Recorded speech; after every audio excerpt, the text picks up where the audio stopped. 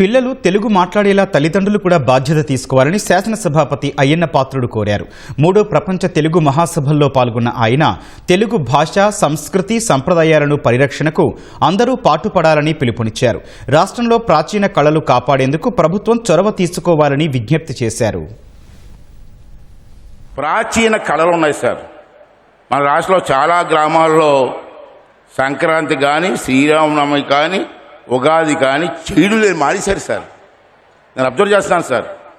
మనకు సుమారు 14,000 పంచాయతీలు ఉంటే మొన్న శ్రీరామనవమికి నేను ఎంక్వైరీ చేస్తే 60% గ్రామాల్లో మాత్రమే శ్రీరామనవమి చేశారు.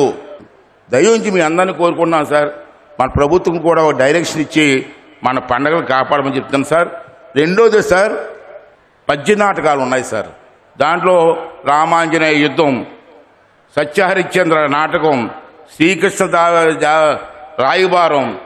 అప్పుడు పద్యాలు పాడుతూ ఉంటే స్టేజ్ మీద జనం ఆహా ఓహో అనేవారు.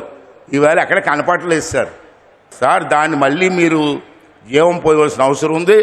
ప్రభుత్వ స్కూలే కాదు, ప్రైవేట్ స్కూల్లో, కాన్వెంట్లో కూడా కంపల్సరిగా తెలుగు ఉండి తీరాలని చెప్పి ప్రభుత్వం ఒక నిర్ణయం ఆలోచించి తీసుకోవాల్సిన అవసరం ఉందని చెప్పి ఈ సందర్భంలో జరుగుతున్నారు.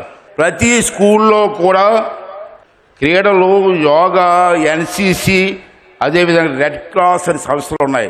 అవన్నీ ప్రవేశపెట్టి మన పిల్లలకి ట్రైనింగ్ ఇస్తే బాగుంటుందని చెప్పి నేను మీకు మనవి చేస్తున్నాను సార్. గుమ్మడి గోపాలకృష్ణ గారు ఉన్నారు సార్. నిన్న హరిశ్చంద్ర వేశారు ఇదే స్టేజ్ మీద. అతని ఆధ్వర్యంలో అన్ని జిల్లాల్లో కూడా మన పిల్లలు ఆడే పిల్లలు చాలామంది ఉన్నారు. ఆ పిల్లలకు కానీ పద్య నాటకాల మీద ట్రైనింగ్ ఇస్తే వాళ్ళు ప్రతి ఊర్లో ఈ కార్యక్రమం చేసే అవకాశం ఉంటుందని చెప్పి ఈ సందర్భంలో మనం చేస్తూ దీని మీద మీరు కొంచెం శ్రద్ధ వహించండి. చేస్తారని నమ్మకం మాకు ఉంది, చేస్తారని కోరుకుంటూ సెలవు తీసుకున్నాను సార్. Thank you sir.